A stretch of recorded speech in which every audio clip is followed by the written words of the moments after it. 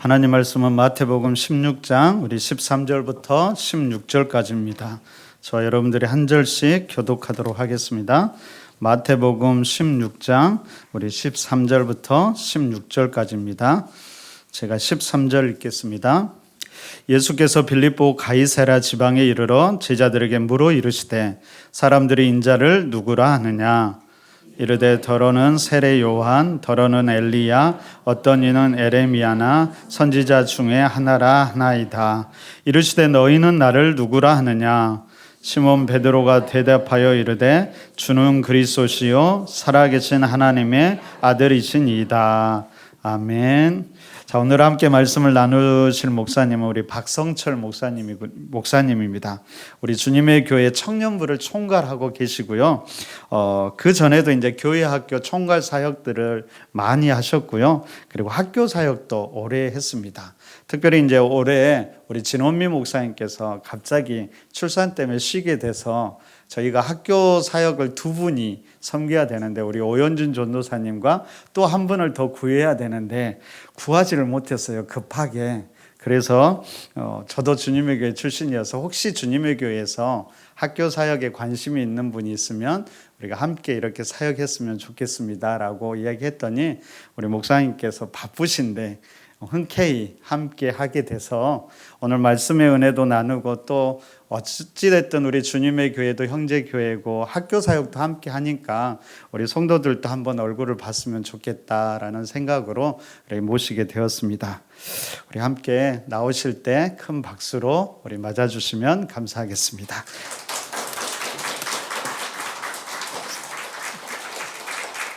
안녕하세요. 네. 소개받은 박성철 목사라고 합니다. 특별히 기도의 자리에서 여러분들을 뵐 수 있게 돼서 참 감사하고요. 우리 함께 하나님 말씀 나누고 또 함께 기도의 자리로 함께 나아가도록 하겠습니다. 똑같은 예수 이름인데요. 어떤 사람은 예수 이름에 자신의 인생을 거는 사람이 있는가 하면 예수님을 떠나는 인생도 있습니다. 이유는 신앙 고백인데요. 예수가 누구냐에 대한 이 신앙 고백의 차이가 예수를 믿느냐 아니면 떠나느냐를 결정합니다. 예수님을 내 인생의 부족함이나 채워줄 그런 예수로 믿는다면 부족함이 채워지면 볼일 다 봤으니까 예수님을 떠날 것이고요. 부족함이 채워지지 않으면 예수 믿어도 별 것 없네 하면서 예수님을 떠납니다.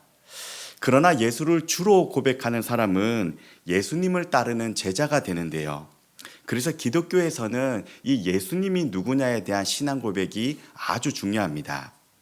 너희는 나를 누구라 하느냐? 예수님의 이 질문에 베드로는요, 주는 그리스도시요 살아계신 하나님의 아들입니다 고백하죠.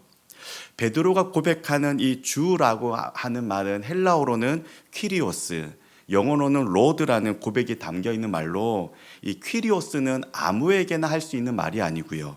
왕에게만, 황제에게만 할 수 있는 공식적인 칭호였습니다. 그러니 이 말은 로마 황제는 나의 퀴리오스가 아닙니다. 가이사는 나의 주가 아닙니다. 나의 주, 나의 퀴리오스는 오직 예수님 당신입니다. 이런 신앙 고백이죠.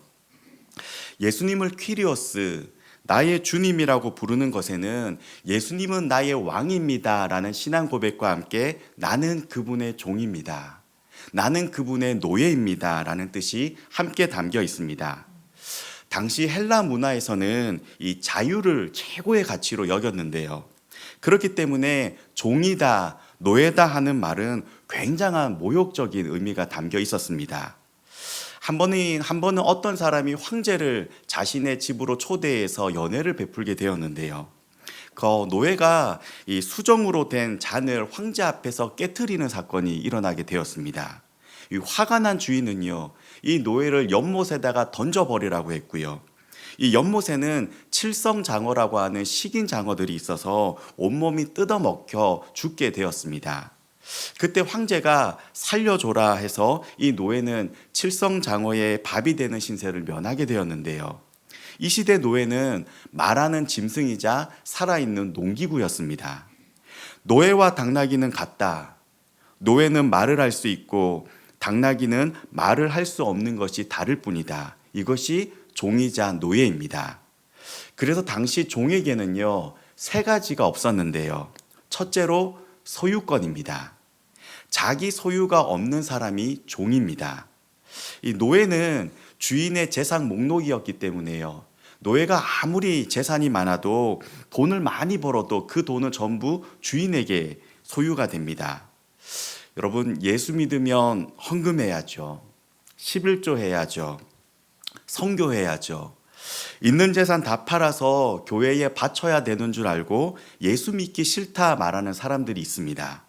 이 말 그대로 교회에 다 갖다 바쳐라 말하는 곳이 있죠. 어디요? 사이비 이단 집단이요. 여러분, 하나님, 나 이 돈 어떻게 쓸까요? 라고 여러분이 하나님께 물어보시면요, 하나님은 여러분에게 너 필요한 데 써, 너 쓰고 싶은 데 써 하시지 네 돈 다 헌금하고 교회에 바쳐라 말씀하지 않습니다. 여러분, 하나님이 무슨 돈이 필요하시겠습니까? 그럼에도 우리는 우리에게 주신 모든 것들이 하나님의 것임을 고백합니다. 하나님이 나에게 시간을 맡겨주셨다. 재물을 맡겨주셨고 건강을 맡겨주셨다. 그래서 우리는 하나님의 것을 관리하는 사람, 청지기라고 이야기합니다. 제가 이전 교회에서 있을 때 청년부를 담임하던 목사님과 함께 길을 가고 있었는데요. 한 청년이 맞은편에서 오더니 목사님 안녕하세요 하고 이렇게 지나가는 것입니다. 그렇게 지나가는 청년의 뒷모습을 보더니요, 이 청년부 목사님이 저에게 목사님, 저 청년 참 괜찮은 청년이에요 하시더라고요. 궁금하잖아요. 그래서 뭐가 그렇게 괜찮은데요? 라고 여쭤보았더니요, 그 청년이 이번에 차를 바꾸었는데 아주 비싸고 좋은 외제차로 차를 바꿨답니다. 그런데 차가 좋은 것과 사람이 괜찮은 것은 다른 이야기잖아요. 청년부 목사님께서 그 청년이 이번에 차를 바꾼 이유를 설명해 주었는데요. 교회에서는 보통 1년에 한두 차례 정도 부흥회를 하곤 합니다. 또는 예배 시간에 이렇게 외부에서 강사 목사님을 모실 때도 있는데요. 그럴 때면 이 강사 목사님을 모실 차량들을 준비하는 교회들이 있습니다. 그런데 보통 교회는 이 스타렉스와 같은 승합차만 있다 보니까요, 이 교회에서는 부흥회를 할 때면 강사 목사님을 의전할 이 차를 렌트하고는 했었는데요. 이 이야기를 들은 이 청년이요, 자기가 이번에 강사 목사님을 모시고 싶다면서 차를 좋은 차로 바꿨다라는 겁니다. 여러분, 이 외제차요, 이 청년이 매일 타겠죠. 이 청년이 매일 아침마다 기분 좋게 타고 다니고요. 차의 명의도 뭐 하나님이나 교회 이름이 아니라 이 청년의 이름으로 되어 있습니다. 차를 바꾸면 사실 가장 좋을 사람은 이 청년입니다. 그런데 저는 그때요, 가장 기뻐하실 분은 하나님이겠구나, 그런 생각이 들더라고요. 왜요? 마음이 너무 귀하잖아요. 여러분, 이것이 청지기 정신입니다. 이것이 그 어렵다는 바늘길을 통과한 낙타이고요, 천국에 들어간 부자의 모습이겠죠. 우리가 주님의 일을 할 때면 두 가지를 조심해야 되는데요.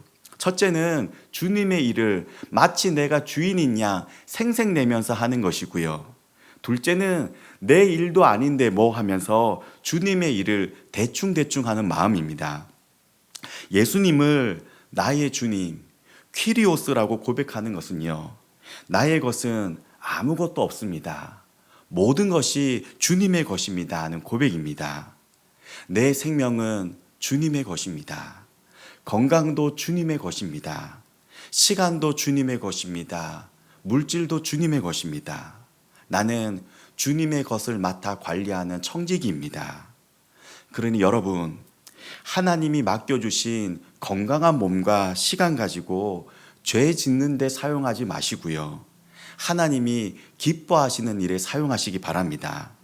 하나님이 맡기신 생명과 시간과 재물과 건강을 주님이 기뻐하시는 데 사용하시기 바랍니다. 여러분, 종에게는 소유권이 없습니다. 오직 순종만 있을 뿐입니다. 둘째로, 노예에게는 이름이 없습니다. 옛날 로마 시민들은 이름을 3개 가지고 있었다고 하는데요. 노예는 주인의 소유였기 때문에 이름이 없었습니다. 그래도 일을 시키려면 뭐라고 불러야 될 것 아닙니까? 그래서 이름을 하나 붙여 주었는데 그것이 노예의 이름이 되었습니다. 그래서 묘지에 이름이 하나 있다 하는 것은 이 사람은 노예다라는 뜻이었는데요. 내 이름이 없다라는 말은 모든 일을 주님의 이름으로 하면서 산다라는 뜻이겠죠. 많은 교회들이 주일이면요, 주차할 공간이 부족해서 많은 어려움을 겪고 있는데요. 우리 길가의 교회도 주차장이 좀 좁으시죠? 어느 교회에서 이 담임 목사님이 성도들에게 주일에 교회에 오실 때는 대중교통을 이용하세요. 전철역에서 택시를 타고 교회로 오세요. 이런 말씀을 하셨답니다. 그렇게 했던 이유는 이 주차장의 문제도 있었지만요, 이 택시 기사분들에게 좋은 인상을 심어주기 위해서였습니다. 우리 길가의 교회는 도농역이 옆에 바로 있어서 내리면 횡단보도 건너면 바로 교회지만요, 보통의 교회들은 지하철역에서 택시를 타고 한 10분 정도 가야 되고요, 비용은 한 5,000원에서 6,000원 정도가 나옵니다. 그러면 카드 말고 일부러 6,000원 정도의 현금을 그 택시 기사분들에게 드리면서요, 잔돈은 가지세요, 좋은 하루 되세요 하면서 교회 앞에서 성도님들이 내리기 시작했답니다. 주일만 되면 그 교회 성도들이 이렇게 하니까 이런 손님들이 한두 명이 아니잖아요. 교회에서 내리니까 이 손님이 교인이라는 것도 알게 됩니다. 이것이 택시 기사들 사이에서 소문이 나서요, 주일마다 사람들이 그 교회로 가자고 하죠. 작은 돈이지만 늘 팁을 받게 되니까 시간이 지나자 이 택시 기사분들이요, 움직이는 교회 광고판이 되어서요, 본인들은 교회를 다니지 않아도 그 교회 앞을 지나갈 때면 승객들에게 이 교회는 참 좋은 교회라고 그렇게 교회와 성도님들을 칭찬하며 다녔답니다. 저는 청년부 목사로 잠실에 있는 주님의 교회를 섬기고 있는데요, 우리 길가의 교회가 동아중학교, 동아고등학교 안에 있는 것처럼 주님의 교회는 정신여중, 정신여고 안에 있는 강당을 빌려서 예배를 드리고 있습니다. 그래서 이 교회를 찾아오는 그 청년부 새신자들에게 우리 주님의 교회를 어떻게 알고 오게 되었냐라고 물어보니까요, 자신이 정신여중, 정신여고 출신이어서 자연스럽게 교회로 오게 되었다, 이렇게 말하는 청년들이 꽤 많습니다. 혼자서 오지 않고요, 남자친구까지 데리고 와서요, 1+1으로 오는 청년들도 많습니다. 여러분, 이 커플들이 결혼하고 자녀를 낳는다면 이거는 굉장한 전도겠죠. 제가 들어보니까 우리 길가의 교회는 장년이 250명 예배 드리는데 청년이 60명, 중고등부가 80명 모인다는 이야기를 들었습니다. 여러분, 이건 굉장한 일입니다. 우리 한국 교회에 이런 구조를 찾아보기 힘듭니다. 그 가운데 많은 친구들이 동아중, 동아고등학교의 학생들이고, 이 친구들이 청소년 시절에 예수님을 믿게 되고 청년이 되어 청년부 예배에 나온다는 이야기를 들었습니다. 사실 우리끼리 하는 이야기지만 우리 교회들이 다른 교회들처럼 이렇게 번듯한 독립된 건물을 가지고 우리가 이렇게 신앙생활 하기보다는 학교와 더부살이 하는 것이 참 쉽지만은 않잖아요. 저희는 새빵살이 하고 있거든요. 여러분, 희생해야죠. 참아야 될 것도 많고 불편한 점도 한두 가지가 아닙니다. 그러나 우리 길가의 교회가 하고 있는 이 일은요, 분명히 예수님의 이름을 높이고 있는 일이고요, 예수님의 이름을 자랑하고 있는 일이 분명합니다. 우리 청소년 아이들에게, 우리의 자녀들에게 교회와 예수님이라는 그 지울 수 없는 이름을 가슴에 새겨주고 있잖아요. 여러분, 이런 열매들이라면 우리 더부살이가 좀 부족해도 불편해도 우리가 당연히 감당해야 되지 않겠습니까? 이런 일들이라면 우리 청소년 아이들에게 좀 교회 예산도 더 지원해야 되지 않겠습니까? 아무도 아멘 안 하실 줄 제가 알고 있었습니다. 우리 길가의 교회 성도님들 중에도 선한 일, 좋은 일들을 개인적으로 하시는 분들이 참 많으실 텐데요, 여러분, 선한 일들을 하실 때면 교회를 통해서 하시는 것이 건강한 섬김이 됩니다. 세상을 섬기고 이웃을 섬기실 때는 교회를 통해서 세상을 섬기십시오. 내 이름으로 선한 일을 하면요, 그것은 내 칭찬이 되지만요, 교회를 통해서 하게 되면 예수님 이름이 높아지게 됩니다. 여러분, 종은 이름이 없습니다. 내 이름이 없다라는 말은 모든 일을 주님의 이름으로 하면서 산다라는 것입니다. 그러니 더 잘해야 되겠죠. 세상에는 예수님을 욕먹이는 사람도 있지만요, 백부장처럼 예수님을 감동시켜 드리는 사람도 있습니다. 예수님을 감동시켜 드리며 사시는 여러분들 되시길 바랍니다. 셋째로, 노예는 자기 주장이 없습니다.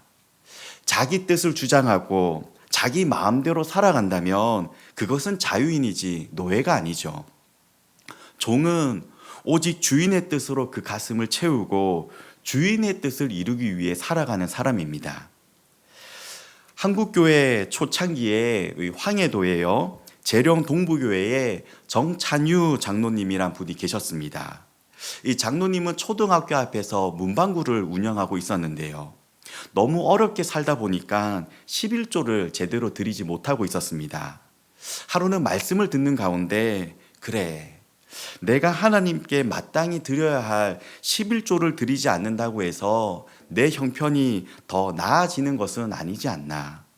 이래도 배고프고 저래도 배고프다면 차라리 하나님께 11조를 드리고 배 고픈 것이 더 낫지 않나, 이런 생각을 하시게 되었고요. 그때부터 장로님은 아예 굶을 각오를 하고 11조라도 제대로 하고 살자는 생각으로 철저하게 11조 생활을 하셨다고 합니다. 그렇게 차츰차츰 형편이 펴기 시작하더니 어느 정도 자금이 모였을 때 그동안 운영하던 이 문구점을 그만두고는 대신 건축자재 상회를 열었고요. 때마침 우리나라에는 이 건축붐이 일어나서 이 일로 많은 돈을 벌게 되었고, 장로님은 황해도 안에서 몇째가는 큰 부자가 되었습니다. 하루는 장로님이요, 자기가 사는 허름한 집도 고쳐야겠다는 생각에 이 마당에 건축 재료들을 잔뜩 쌓아놓고 흐뭇한 마음으로 바라보다가 문득 이런 생각이 들었답니다. 내가 지금 이렇게 잘 살고 있는 것은 모두 하나님의 은혜가 아닌가. 그런데 하나님의 집은 허름한 채로 내버려 두고 내가 내 집만 새롭게 고친다면 그것은 잘못된 일이 아닌가. 이 장로님이요, 예배당을 새로 짓기 전에는 자신의 집을 고치지 않겠다는 마음을 먹었고요. 그 즉시 그동안 자신이 모아왔던 전 재산 3만 환을 교회 건축 헌금으로 드렸습니다. 오늘날로 하면 한 20억쯤이 되는데요. 교회는 그 돈으로 새로운 교회 부지 3만 평을 구입하고 이 현대식 건물로 예배당을 아름답게 지었습니다. 그렇게 교회 건축이 끝나자 이 교인들은 장로님이 한 일을 기념하기 위해 예배당 머릿동에 정찬유 장로 기념 예배당이라고 이렇게 적어 놓았습니다. 그런데 웬일인지 그때부터 장로님이요, 교회에서 보이지를 않는 겁니다. 나중에 알고 보니까 장로님이 멀리 떨어진 다른 교회에 출석을 하고 있었는데요. 이 사실을 알고는 교인들이 깜짝 놀라서 장로님을 찾아갔고요. 아니 장로님, 왜 본 교회를 그만두시고 일부러 다른 교회에 출석하십니까? 무슨 섭섭한 일이라도 있으셨어요? 라고 물었답니다. 그때 장로님은 이렇게 대답하셨는데요. 제가 지금까지 재령 동부교회에 출석한 것은 그 교회의 주인이 예수 그리스도였기 때문입니다. 그런데 이제는 그 교회의 주인이 바뀌어 정찬유 장로가 지은 정찬유 개인의 교회가 되어버렸습니다. 저는 더 이상 사람이 주인으로 앉아있는 교회에는 다닐 수 없으니 조용히 돌아가 주십시오. 장로님의 깊은 뜻을 알게 된 교인들은요, 그 즉시 머릿돌에 있는 정찬유 장로 기념예배당이라는 글씨를 깨끗이 지워버렸고요. 그리고 나서야 장로님은 다시 본교회에 출석하면서 더욱 충성을 다해 교회를 섬기셨고, 교인들도 장로님을 더욱더 존경하게 되었답니다. 여러분, 노예는 자기 주장이나 자신의 뜻이 없잖아요. 오직 주인의 뜻으로 그 가슴을 채우고 주인의 뜻을 이루기 위해 살아가는 사람입니다. 오늘 말씀을 통해 우리 길가의 교회 청년들과 우리 성도님들께 세 가지 도전과 좀 권면을 드리고자 합니다. 첫째로, 우리 청년들은 엿새 동안 힘써 일하시기 바랍니다. 일주일에 하루를 쉬지 않으면 안 될 정도로 6일 동안은 하나님이 맡겨주신 일에 최선을 다하며 땀 흘려 일하길 바랍니다. 요즘 파이어족을 꿈꾸는 청년들이 많다고 하는데요. 주식이나 코인, 로또 같은 한 방으로 평생 놀고 먹고 사는 것이 꿈이다 말하는 청년들이 참 많습니다. 그렇게 놀면서 살면 참 좋을 것 같은데요. 많은 정신학자들은요, 인간의 행복에 있어서 가장 중요한 첫 번째 요소는 일이 있어야 한다고 말을 합니다. 놀고 먹으면 행복할 것 같은데 정신학자들은요, 사람이 행복하게 살려면 일이 있어야 한다. 땀 흘리면서 일하는 사람이 건강하고 행복하게 살 수 있다. 완전히 반대로 이야기합니다. 사람들은 일을 통해서 다른 사람들과 관계를 맺고, 일을 통해서 인정을 받고, 일을 통해서 인생의 의미를 찾고, 일하면서 먹고 살아가도록 지음을 받았거든요. 그렇기에 아무 일도 하지 못하는 것, 땀 흘려 무엇인가를 할 수 있는 일이 없다는 것은 인간에게 제일 참을 수 없는 큰 고통이라는 것입니다. 여러분, 사람이 늙는 것도 보면요, 해야 할 일이 없을 때 순식간에 늙더라고요. 제가 목사로 살다 보니까 다양한 직업, 다양한 연령층의 성도님들을 만나게 되는데요. 일 없는 사람의 얼굴이 금방 그 빛을 잃어버리더라고요. 그것이 10대든지 20대든지 나이가 상관이 없고요. 할 일 없는 사람이 늙습니다. 왜요? 하루를 살아가야 할 목적이 없으니까요. 아침에 일어나야 할 목적이 없으니까 무기력해지는 것이고, 심하면 우울증에 걸리기도 합니다. 사람은 돈이 없어서 살지 못하는 것이 아니고요. 할 일 없을 때 늙는 것이고, 할 일 없는 사람이 죽는 것입니다. 그래서 옛날 중대한 죄를 지은 사람에게 내렸던 가장 무서운 형벌은 오전에는 삽으로 땅을 파괴하고 오후에는 그 땅을 다시 메우게 하는 것이었죠. 왜요? 이런 일은 아무 의미가 없는 일이잖아요. 이런 의미도 없는 일을 죽을 때까지 매일 반복하게 하니까 사람이 미쳐버리는 것입니다.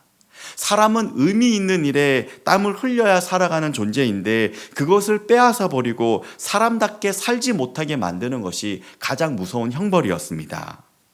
여러분, 젊게 살고 싶으시죠? 젊게 사는 비결은요, 나이가 젊은 것이 아닙니다. 좋은 화장품을 얼굴에 양보하는 것이 아닙니다. 여러분, 일하는 것입니다. 땀 흘려 일하는 것입니다. 일이 없으면 봉사라도 하셔야죠.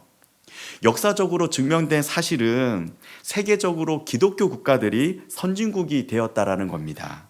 미국이나 유럽처럼 기독교 국가들이 오늘날 선진국들입니다.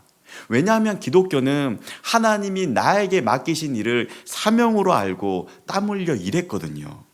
누구든지 일하기 싫어하거든 먹지도 말게 하라 하였고요. 손이 수고한 대로 먹는 것이 복이고 형통이다 하였습니다. 이 성경 말씀에 따라 대를 이어 열심히 일하다 보니까 우리가 말하는 소위 명품이란 명품은 전부 다 유럽에서 나오는 것이죠. 여러분, 사람들은 일한 만큼 받지 못하는 것에 민감해합니다. 일한 만큼 받지 못하면요, 협상을 위해서 옥상에도 올라가고요, 광화문에 모여서 머리도 깎고요, 음식도 먹지 않으면서 싸웁니다. 왜요? 일한 대로 받는 것이 중요하니까요. 그러나 예수 믿는 사람들이라면 받은 만큼 일하지 못하는 것에도 민감해야 합니다. 공부해야 할 시간에 졸거나 컴퓨터로 다른 짓이다 하면서 시간 보내는 것을 부끄럽게 생각해야 되고요. 월급 도둑이라고 하죠. 사장 눈치나 보며 시간이나 때우며 받는 월급을 부끄러워해야 됩니다. 여러분, 회사에서는 제발 교회 일 좀 하지 마십시오. 회사에서 교회 일 하라고 여러분들에게 월급 주는 것 아니잖아요. 회사에서 맡긴 일을 열심히 해야지 왜 회사에서 교회 일을 합니까? 제가 목사 안수 받을 때 말이죠, 선배 목사님이 선한 목자가 될 수 없으면 사꾼이라도 되어라, 이런 말씀을 해주셨습니다. 여러분, 사꾼은 돈 받고 일하는 사람이잖아요. 예수님처럼 선한 목자가 될 수 없으면 돈 받은 만큼이라도 땀 흘려 정직하게 일하는 사꾼이라도 되라는 충고였습니다. 여러분, 땀 흘리지 않고 받는 돈에 마음 설레는 사람들 되지 마십시오. 일 대충 해놓고 받는 월급을 부끄러워하시고요. 그렇게 받는 알바비를 부끄러워해야 됩니다. 대충 공부하고 받는 좋은 점수를 부끄러워하는 사람들이 되어야 됩니다. 여러분, 일터에서 일하다가 땀에 흠뻑 젖은 채로 우리 주님의 부르심을 받는 것, 여러분 얼마나 멋진 꿈입니까? 빨리 은퇴해서 놀고 먹으려는 그런 개꿈 꾸지 마시고요. 좀 우리 이런 멋진 꿈을 꾸는 우리 청년들이 되길 바랍니다. 아멘이십니까? 네. 여러분, 하나님이 맡겨주신 일에 땀 흘려 충성하는 것, 그것이 삶 속에서 예수님을 나의 키리오스, 나의 주님으로 고백하는 살아가는 신앙 고백입니다. 둘째로, 주일이면 반드시 주님의 집에 나와 예배 드리십시오. 여러분, 사막에는 신기루라는 현상이 있는데요. 대기가 뜨거운 열을 받으며 멀리 있는 풍경이 반사되고 굴절이 되어 생기는 현상입니다. 그런데 그렇게 사람들이 신기루를 보고 그 방향으로 길을 계속해서 걸어가게 되면요, 100이면 100 사막에서 헤매다 죽는다고 합니다. 왜냐하면 신기루는 반대 방향에 있는 풍경이 반사되어 만들어지기 때문인데요. 신기루가 보이는 방향에 오아시스가 있는 것이 아니라 신기루 반대 방향으로 가야 진짜 오아시스가 있다고 합니다. 제가 목사로 살면서 안타까운 것은요, 중고등학생 때 예배까지 포기하면서 공부하기로 했으면 우리 자녀들이 원하는 대학이라도 들어갔어야 되잖아요. 돈 벌고 싶다고, 성공하고 싶다고 청년의 때에 하나님을 떠났으면 돈이라도 많이 벌었어야죠. 행복해졌어야죠. 그런데 그게 안 된다라는 것입니다. 왜요? 신기루니까요. 하나님 없어도 성공할 수 있다. 예배 시간까지 공부하면 성공할 수 있다. 조급한 우리 마음을 부추겨 가면서 예배 시간까지 공부하게 만들고 돈 벌도록 만들지만요, 세상은 성공의 열매를 우리에게 주지 못합니다. 저는요, 주일에는 내 몸이 주님의 집에 나와 주를 고백하는 사람들과 함께 예배 드리는 것, 이것을 예배라고 배워왔거든요. 여러분, 예배는 우리의 신앙 고백이잖아요. 주일에는 반드시 멈추어 서서 주님의 집에 나와 내 시간의 주인이 하나님임을 고백하고 내 인생의 주인이 하나님임을 고백해야 됩니다. 그래야 내가 내 인생의 주인이 되지 않고요, 돈이 우상되지 않고 성공에 목매어 살지 않습니다. 우리는 주의를 지켜야 구원받는다 말하는 율법주의자들은 아닙니다. 살다 보면 몸이 아파서 집에서 쉬어야 될 때도 있고요, 회사 일로 출장을 가야 될 때도 있습니다. 코로나 같이 전염병 때문에 함께 모여 예배를 드리지 못할 때도 있고요, 명절에는 부모님을 뵈러 시골에 내려가는 경우도 있습니다. 그러나 주일이면 내 몸이 주님의 집에 나와 예배 드리는 이 시간을 청년의 때에 여러분 한번 목숨 걸고 지켜보기를 도전합니다. 나는 예배 중심으로 살겠다. 내일이 시험이어도 주일에는 주님의 집에 나와 예배 드리겠다. 여행을 가더라도 주일이면 가까운 교회에 가서 예배를 드리겠다. 교회가 없는 곳이라면 혼자서라도 하나님 앞에 예배를 드리겠다. 예배는 예수님이 내 인생의 주인이라는 가장 기본적인 신앙 고백입니다. 여러분, 우리가 기억해 보면 무릎 꿇고 기도하자, 손 모으고 기도하자, 주일에는 예배를 꼭 드려야 돼, 이런 내용들을 우리가 어렸을 때부터 들어오고 배워왔기 때문에 그것이 지금까지 내 신앙을 지켜오고 있는 것이잖아요. 여러분, 내가 하나님을 떠났다는 첫 번째 신호는, 내가 내 인생의 주인이 되어 살아가고 있다는 첫 번째 신호는요, 주님의 날에 내 몸이 주님의 집에 나와 예배를 드리지 않는 것입니다. 예배의 자리를 포기하지 않는 사람을 하나님도 포기하지 않으신다. 이 고백이 우리의 믿음이 되고 우리의 간증이 되기를 축복합니다. 셋째로, 11조를 드리십시오. 성경은 첫 번째 것, 첫 열매를 드리면 전부를 드리는 것으로 말씀합니다. 이런 의미에서 11조는요, 소득의 10분의 1을 드리는 것이 아니라 내 삶의 첫 번째 것, 첫 열매를 하나님께 드리는 것입니다. 요즘은 11조에 대해 이런저런 말들이 참 많은데요. 그러나 누가 뭐래도 11조는 물질의 주인이 하나님임을 고백하는 최고의 신앙 고백이자 훈련입니다. 돈이 우상이 되고 돈이 하나님이 되어버린 시대잖아요. 돈이 많으면 많은 대로, 적으면 적은 대로 내 삶의 첫 번째 것, 첫 열매를 하나님께 드리는 것이 쉽지 않은 시대입니다. 그렇기에 돈을 우상 숭배하지 않으려면 11조를 구별하여 하나님께 드리는 훈련이 되어야 됩니다. 여러분, 11조 생활은 내 삶의 주인이 하나님임을 고백하는 최고의 신앙 고백이자 훈련입니다. 종에게는 세 가지가 없다 말씀드렸습니다. 첫째, 종은 소유권이 없습니다. 둘째, 종은 이름이 없습니다. 셋째, 종은 자기 주장이 없습니다. 예수님은 나의 주이십니다. 이 믿음의 고백이 우리 길가의 교회 청년들과 우리 성도님 모두의 신앙 고백이 되기를 이 시간 함께 기도하도록 하겠습니다.